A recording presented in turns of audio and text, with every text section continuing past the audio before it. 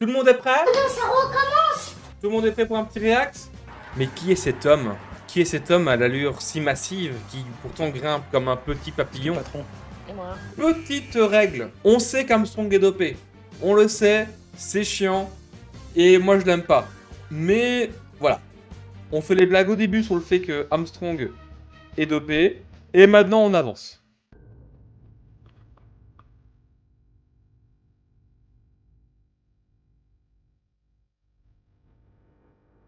Ah, ils ont quand même mis Moreau. Bah, 4K du tour 2000 quand même, hein. T'es qui? Il y a un petit côté Jean-Luc Delarue, c'est qui? C'est Bobby Yulik, 3ème 98. Salut Bobby! David Minard, le Britannique, l'homme aux lunettes de soudeur, le premier maillot jaune de l'an 2000. Une ligne droite initiale porteuse d'espoir, mais du futuroscope à Dunkerque, la Il met pas beaucoup d'émotions dans sa voix, Christian Prudhomme. L'homme aux lunettes de soudeur, le favori pour gagner le maillot comme il l'a gagné en 2000. Putain, mais bon Dieu, vivez un peu votre truc, quoi. À Dunkerque, l'Américain devance l'Allemand de 3 secondes. Il n'est pourtant que 3ème, sa moins bonne place depuis 1999, dominé par Igor González de Galdeano, le rouleur de la puissante Honda C. Moreau bat González de Galdeano de 3 secondes, Armstrong de 4. Il endosse le premier maillot jaune de sa carrière, le premier maillot jaune aussi pour Festina, 3 ans après l'affaire. Moreau dans les bras d'une hôtesse pas comme les autres, Émilie, son amie. Son ami. Bien sûr. Première étape, Saint-Omer-Boulogne. Nous nous engageons à respecter le code éthique du Tour de France qui met en avant l'égalité des chances offertes à tous les participants et le rejet de toute forme de triche. Toute forme de triche? C'est ça? Pour dire qu'ils sont tous sur le même pied d'égalité? Armstrong, il a écouté à ce moment-là ou regarde d'ailleurs? On fait les blagues au début sur le fait que Armstrong est dopé. Sur le van que je ferai, j'arrête. Un peloton qui s'engage à dire non au dopage. 55 km. Comment voulez-vous que je fasse pas de vanne? Comment vous voulez que je fasse pas de vanne? À part Christophe Moreau, ils se sont tous fait gauler par dopage. Survient alors le premier gag du Tour 2001. Un train de marchandises bloque la course à Renduflier, passage à niveau fermé, devant les échappés. J'ai vu ça signer les autographes pendant la course. À Boulogne-sur-Mer, c'est par un sprint massif que va se conclure cette première étape. Attendez. Yann Qui peut... 2001. Sprint massif. C'est pas encore la période Torushoft. McEwen ou Isabelle. Allez. Kirsipu, l'Estonien, vise le maillot jaune. Une place dans les 3 premiers lui suffirait. Il n'est que 5ème. Isabelle triomphe. Deuxième étape, Calais-Anvers. Mais ces vidéos-là, il les faisait pendant qu'il roulait. Genre, t'avais le caméraman. Allez, vas-y. Dis-moi quelle étape, s'il te plaît. Un tour qui passe en Belgique et Paul Van Nift dans son village. Spectacle garanti. Oh, c'est chouette. En vrai, c'est chouette. Comme deux, c'est chouette. Une nouvelle chute secoue l'arrière du peloton. Laurent Roux se relève le dernier. Il en sera quitte pour une belle peur. À Anvers, un groupe d'échappés souffle la politesse aux sprinteurs. Jour de liesse pour Mark Wouters, vainqueur devant Arnaud Préto. Un diamant à Anvers. Et les félicitations du jury, le roi Albert II et la reine de Belgique. Paola et Albert II. Troisième étape, Anvers, serein. Un final proche de Liège-Bastogne-Liège est marqué par une démonstration de force des télécoms de Jan Ullrich et d'Eric Zabel, qui signe un deuxième succès en 3 jours. Eric Zabel voit l'ouverture, il s'échappe et résiste au retour d'Emmanuel Magnien sur la droite. C'est sa 10e victoire d'étape sur le Tour de France, 6 ans après son premier bouquet, en Belgique déjà, mais à Charleroi. Au Grady aussi, il récupère le jaune, tant espéré la veille. Quatrième étape, 8 Verdun. Alors, Lance Armstrong, tu peux dire à quelle étape on est et combien de kilomètres on a? Mais ferme ta gueule, putain. À moins de 15 km de l'arrivée, 3 hommes pourtant ont repris l'initiative. Le Belge Ludo Dirksens, Laurent Jalabert, largué un peu plus tôt, et Francisco Mancebo. Le Belge conduit le sprint, mais c'est Jalabert qui dirige. Dirksens ne se fait pas d'illusions. Pour Jalabert, c'est une délivrance. Il voulait tant cette victoire, lui qui n'avait plus gagné depuis 13 mois. En même temps, qu'est-ce que tu veux faire un sprint face à Jalabert, quoi? La 5e étape, Verdun, Bar-le-Duc. C'est le théâtre du contre-la-montre par équipe, 67 km jusqu'à Bar-le-Duc. Mais le scénario vire au roman noir. Peur bleue sur ligne blanche pour l'US Postal, Van de Velde et Heras chutent sous la pluie. Oh, j'avais oublié ça. L'ordinateur Armstrong tranche aussitôt. Il intime à ses troupes l'ordre d'attendre l'Espagnol, engagé 6 mois plus tôt pour l'aider en montagne, quitte à sacrifier une place à l'étape. Les US Postal terminent 4e, ils devancent malgré tout les Télécoms, rejetés à la 7e place. Les vainqueurs du jour, ce sont eux, et le jaune leur va bien. Exploit collectif du Crédit Agricole de Roger Leget, en tête à tous les points intermédiaires. Ça devait être la folie à ce moment-là en France. 6e étape, Comméry, Strasbourg. De Commercy à Strasbourg, c'est le club des 5 qui anime la course. Michele Bartoli, l'Italien, les Belges Axel Merckx qui a lancé le coup, Eric Verbrugge, Laurent Brochard et Frédéric Bessy. Ils vont passer la journée devant. Bessy en observateur privilégié, lui le coéquipier du maillot jaune. En vrai, ce début de Tour de France, il est trop bien. 3 maillots jaunes distinctifs. Crédit Agricole qui fait une année de maboule. Armstrong qui a des faiblesses au début parce qu'on l'US Postal chute dans un contre-la-montre. Je trouve que franchement, c'est un début de Tour de France vraiment cool en vrai. J'avais que 7 ans à l'époque. Très bien entouré, O'Grady est serein. Après plus de 163 km d'échappée, Rick Verbrugge, le dernier contestataire, est repris. Place aux sprinters et à leurs ayants droit, petite tape dans le dos de Kirsipu, qu'il aime le suivre, regarder et admirer Ludovic Capel. Démonstration d'école d'un poisson pilote, le champion de Belgique place Kirsipu sur les rails du succès. 7e étape, le 14 juillet, Strasbourg-Colmar. Jalabert et ses 4 compagnons, regroupés en tête de course, avec lui Cuesta, Ivan Basso, l'Italien qui a lancé l'échappée, Laurent Roux et Jens Voigt. Au sommet, Ivan Basso en 2001, c'était déjà de lourd ou pas? avance maximale sur le peloton, 5 minutes 40. Devant, Jalabert file vers une deuxième victoire d'étape. 3 Vas-y, jours Bébou. après son succès à Verdun, 6 ans après son triomphe de Mende en 95, c'était déjà un 14 juillet.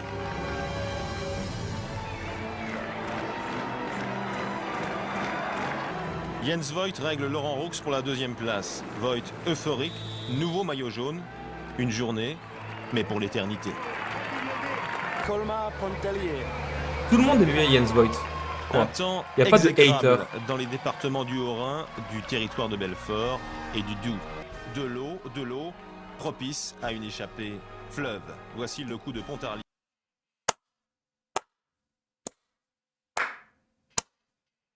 Monsieur Prudhomme. Pour les vannes, laissez-moi faire. Dans les derniers kilomètres, le groupe de tête explose. Un quatuor se détache et Eric Decker, le funambule ici à droite, s'impose finalement devant Heitor Gonzalez, Servais Knaven et Mark Wouters. Le reste du groupe finit à 2,32 et Stuart O'Grady, l'Australien, récupère son maillot jaune. Un maillot qui fait déjà rêver François Simon, désormais deuxième du classement général. Aix-les-Bains, 9e étape.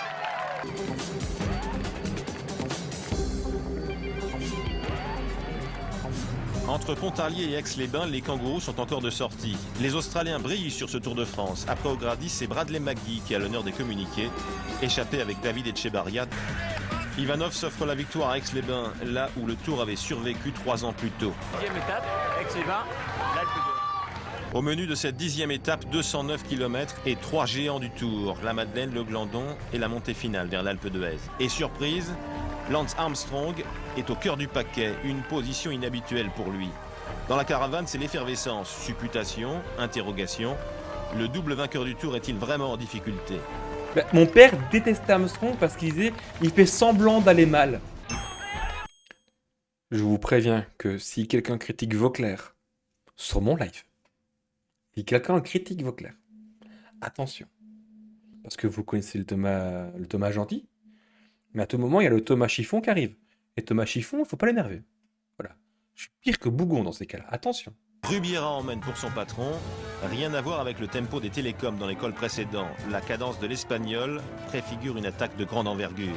Une attaque qui survient après ce regard, le regard du Tour. Armstrong, roi du poker menteur, George Ulrich, et s'envole. C'est bien lui, toujours, le numéro 1. Je me rappelle de ce regard, putain. Évidemment, j'avais oublié ce truc, mais je m'en souviens, ce regard qui a tant fait parler. Oh. Ce regard de « ça va toi ? Allez, je dégage ». Clean, après 198 km d'échappée, La voie est libre pour le maître du tour. Même pas une petite tape dans le dos, même pas un petit chocolat chaud. Armstrong impressionne dès la première arrivée en altitude. Non, 29e dans ce petit groupe à plus de 10 minutes, c'est le maillot jaune qui l'attend. Ce jaune auquel Stuart O'Grady renonce à regret, mais le vert de l'espoir va désormais habiter ses pensées. Bravo Simon! On est tous fiers de toi! 11e étape, Grenoble-Champs-Rousse. Ouais, j'avoue que regret, je vois pas quel regret peut avoir O'Grady. C'est l'Alpe d'Huez, à un moment, O'Grady. Je vois pas ce qu'il peut se dire, quoi. Pascal Pour Simon François qui est mis en sur les leader. 32 km du contre-la-montre de Champs-Rousse, l'adversaire, c'est Kivilev. Le Kazakh espère, mais il déçoit. Il reprend moins de 50 secondes aux Français. Avec le repos qui s'annonce, ce sont une deuxième et une troisième journée en jaune que s'apprête à vivre le papa d'Alicia. Entre le deuxième et le troisième pointage intermédiaire, pourtant l'Allemand a grappillé quelques secondes à l'Américain, mais c'est insuffisant. Le voilà désormais repoussé à 3 minutes 34 d'Armstrong au classement général. Un Armstrong encore dominateur avec cette fréquence de pédalage inégalée et qui passe comme prévu la seconde couche. En tête à tous les pointages, une légère pause aux 2 tiers du parcours pour finir encore plus fort. Je suis désolé, mais je ne comprends pas comment des gens peuvent être supporters d'Armstrong à l'époque. Comment tu peux apprécier et supporter un mec qui clairement arrogant, qui clairement, il fait genre « Oh, je vais pas bien, puis j'attaque », qui en plus, tu sais qu'il va mettre 4 minutes à tout le monde en une étape et tu sens qu'il est pas à fond, il n'y a pas une goutte de sueur. C'est encore pire que Pogacar, limite, le type. Tu sens qu'il va mettre des 4-5 minutes. Pourquoi tu le supportes? En fait, c'est comme prendre sur FIFA le Real Madrid face à Anderlecht. Il n'y a pas de suspense. Allez, excusez-moi, ça je screenshot pour le récap. Il n'y a pas Virenque cette année-là? C'est vrai qu'il n'y a pas le nom de Virenque. C'est peut-être la dernière année où Jalabert gagne le maillot à poids? Non, je crois que c'est 2002-2003 Jalabert le maillot à poids. Non, c'est pas 2003. Donc c'est 2001-2002, ce sont les 2 derniers maillots de Jalabert, je crois. Victime à retardement de la fameuse étape de Pontarlier. Avec ce retrait, la France perd son plus sérieux espoir pour le classement général. Une chute encore pour Guido Trentin et Kurt van de Wouwer. Le Tour du Belge s'arrête ici, dans ce virage. Clavicule cassée, encore. Sondage. Est-ce que le cyclisme, c'est le sport où il y a le plus de clavicules pétées? J'ai l'impression d'entendre que ça. Moins de 2 km du but, Armstrong attaque à son tour. Ulrich est distancé, une nouvelle fois. Ulrich, il sait rien faire. Hein. Ulrich, il est absolument décédé, il sait rien faire. Regarde la vitesse à laquelle il va. Armstrong veut creuser l'écart, sur Ulrich bien sûr, mais aussi sur Simon, toujours en jaune, et sur Kivilev. Ouais, parce que Simon était un gros danger. C'est une nouvelle désillusion. Ben, Armstrong disait dans le documentaire qu'en 2001, sa plus grande peur, c'était Pascal Simon. Hein. Il l'a dit, je me suis dopé pour être au niveau de Pascal Simon. Félix Cardenas offre un nouveau succès à la Kelme, la plus ancienne formation du peloton. Le Colombien, debout sur les pédales, comme il l'avait promis à ses copains d'enfance, savoure son triomphe. Bravo! Bravo!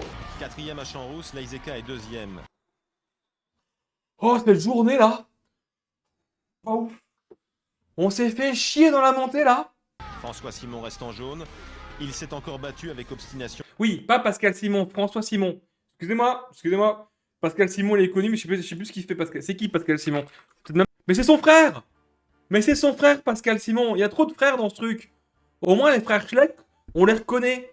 La famille Simon, Régis, François et Jérôme Simon. Donc, ils sont 4 cyclistes professionnels dans la team. 20e étape, Foix, Savaré, Sola. 9 coureurs prennent la poudre d'escampette au 27e kilomètre. Parmi eux, 3 Français. Laurent Jalabert, Laurent Roux et Xavier Jean. Donc, les frères Schleck, c'est comme les chasseurs, il y a un bon et un mauvais. Le GOAT, c'est Franck Schleck. Qui aurait dû gagner le Tour de France 2007 sans Carlos Sastre, qui est venu égoïstement lui chipper. Dans le groupe des favoris, la bagarre n'est pas encore déclenchée. Ulrich surveille Armstrong. Mais quoi, Ulrich surveille Armstrong? Ulrich lui surveille rien du tout. Ulrich, il surveille pas, il survit le type. Comment ça, il surveille Armstrong? Il n'arrive pas à le suivre à la moindre attaque. À l'avant, Laurent Jalabert joue les éclaireurs. Il passe le premier au sommet du col de Mante. C'est la musique de Courboyard.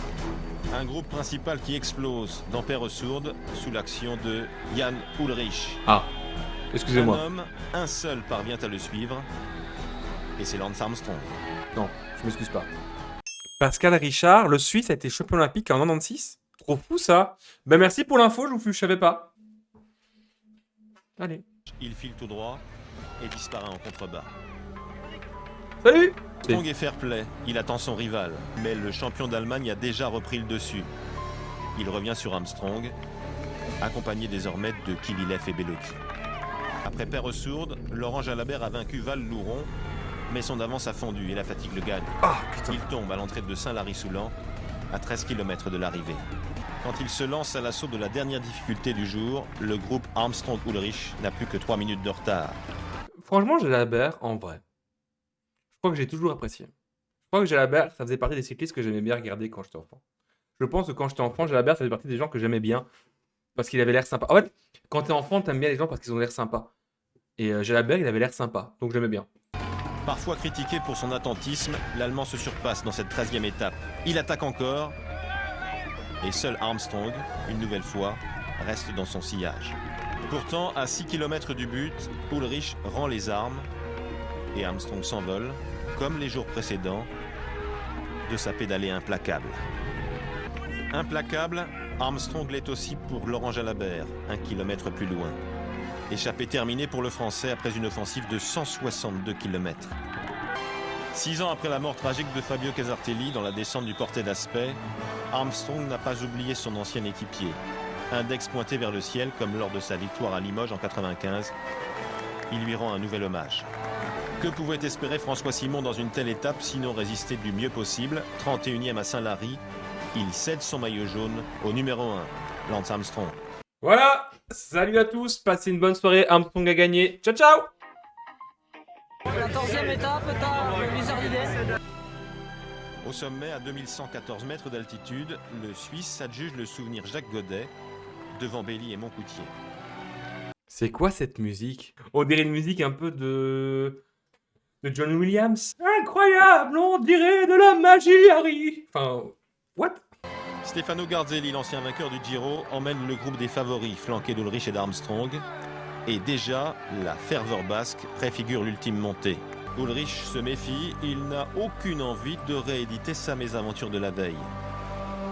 La prudence est de mise. Un mot d'ordre, vigilance. Quand Hartz et Moncoutier sont lâchés par Belly. L'Italien veut une revanche après son exclusion du Giro pour avoir frappé un supporter qu'il avait insulté. J'aurais fait pareil. Que le mot vous passe entre vous dans le chat. On m'insulte, je frappe. Le mot est passé. Surtout aux gens qui me regardent sur YouTube et qui ont tendance à critiquer mon pro cycliste. Le mot est passé. Les maillots orange et les drapeaux basques ont envahi les Pyrénées. Ils saluent leur héros, un coureur de 32 ans, l'ASK de Guernica, qui avait fêté avec eux il y a 12 ans le succès de Miguel Indurain, ici même à Luzardiden, en simple spectateur. Alors, si vous dites que 32 ans c'est vieux, je vais en frapper quelques-uns également. Je vais me faire bannir du Giro. Après avoir tout tenté, Jan Ullrich abdique. Armstrong accepte sa poignée de main. Sauf accident, le tour est joué. Ils se sont pris la main. Ils se sont pris la main. Piqué la veille par une guêpe, son visage a démesurément enflé. Pour se Oh, putain. soigner, l'Américain aurait dû se mettre en infraction avec la loi antidopage. Il abandonne. Ah putain, c'est-à-dire que le truc pour soigner contre les piqûres de guêpes, c'est un truc qui est classé comme produit dopant? Mais merde. Le pauvre. L'écart se creuse avec la bénédiction du peloton. À la Barre-sur-Lèze, près de Toulouse, au kilomètre 164, l'avance dépasse les 13 minutes. Les formations piégées tentent de réagir, mais leur riposte n'inquiétera pas les échappés. Cette offensive fait bien l'affaire de Stuart O'Grady. Tous les points pour le maillot vert iront aux audacieux. L'Australien préserve l'intégralité de son avance sur Eric Zabel. Le Belge déborde son adversaire aux 250 mètres. Il s'impose à Lavore, malgré ses lunettes, qu'il réajuste à 3 reprises. Mais on n'a aucune idée de qui est maillot blanc encore. En fait, c'est nul. C'est nul parce que putain, il y a d'autres maillots quoi. 16e étape de Tour de France, Castel-Sarrazin, Sarang. Et donc ouais, regardons parce que à chaque fois ils s'en foutent. Qui est maillot blanc maintenant? Donc c'est Oscar Sevilla qui a le maillot blanc depuis la montagne en soi.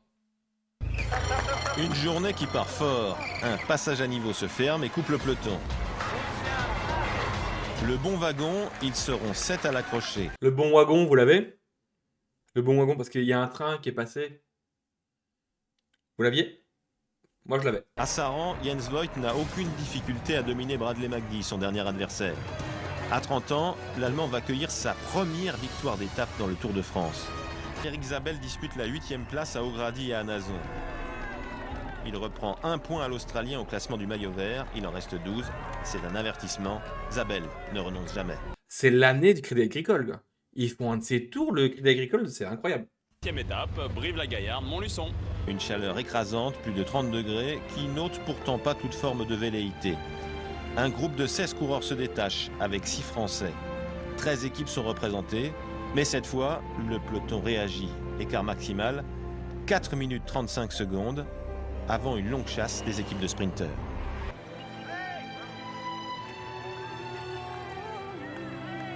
Les musiques!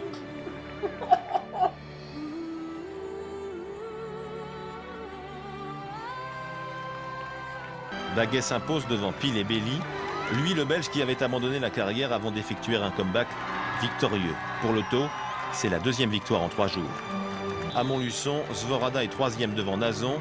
Zabel reprend encore 1 point, plus que 11 dans le bas de laine d'Ogrady.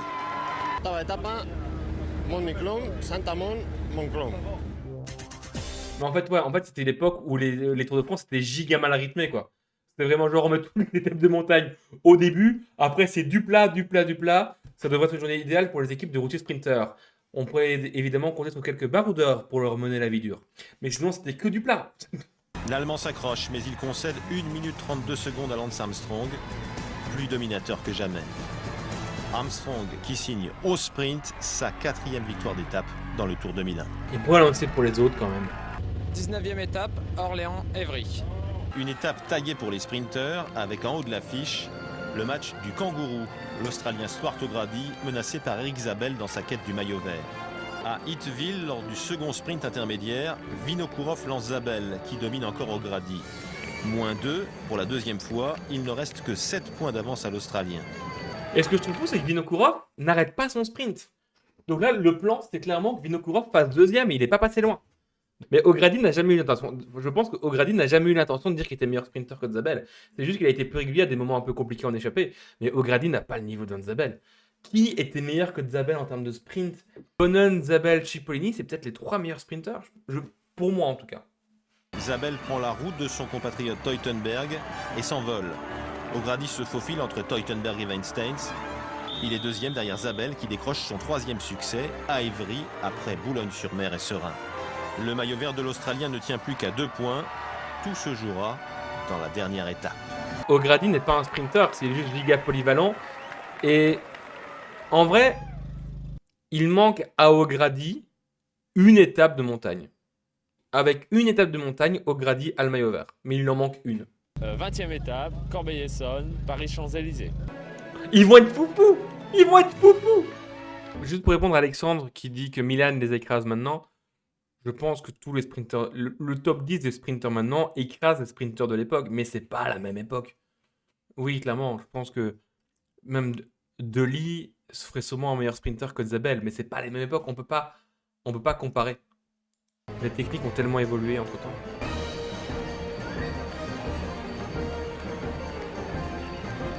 Vite, les cadeaux de Noël, on les a oubliés, vite, on va rater l'avion.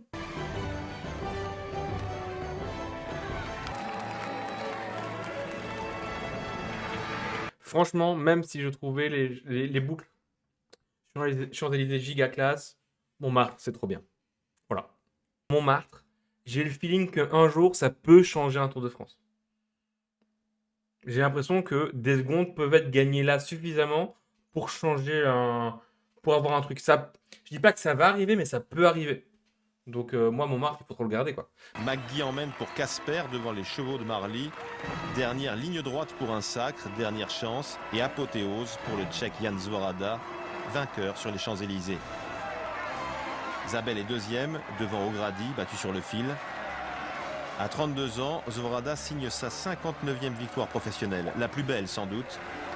Zabel est maillot vert pour la 6e fois consécutive et Armstrong maillot jaune pour la 3e fois d'affilée.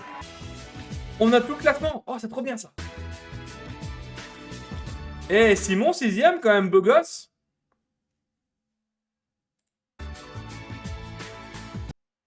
Donc top 10, donc Les Armstrong, Ulrich, Beloki, qui... Donc Kvyat, c'est le seul qui s'est pas fait gauler pour dopage. Donc si tu prends tous ceux qui sont clean, c'est lui le premier, quoi. C'était la fin de cette review du Tour 2001. C'est fou parce qu'en fait, le Tour de France là, il est giga frustrant. Début super intense, il se passe plein de choses, c'est trop bien. Et puis à la fin, c'est juste que du plat et du coup, ben, c'est un peu long. C'est et sans cette bagarre O'Grady-Zabel. Moi, j'avais donc 7 ans à l'époque, donc j'avais que des flashs de trucs, j'avais pas vraiment de souvenirs précis. Mais clairement, heureusement qu'il y avait cette bagarre pour le maillot vert. Sinon, ça aurait été nul ce tour. Le début super intense et puis la fin, quel intérêt de le regarder. Mais non, franchement, trop chouette. Et quel tour des Crédits Agricoles, franchement, Crédit Agricole, les GOAT de ce tour.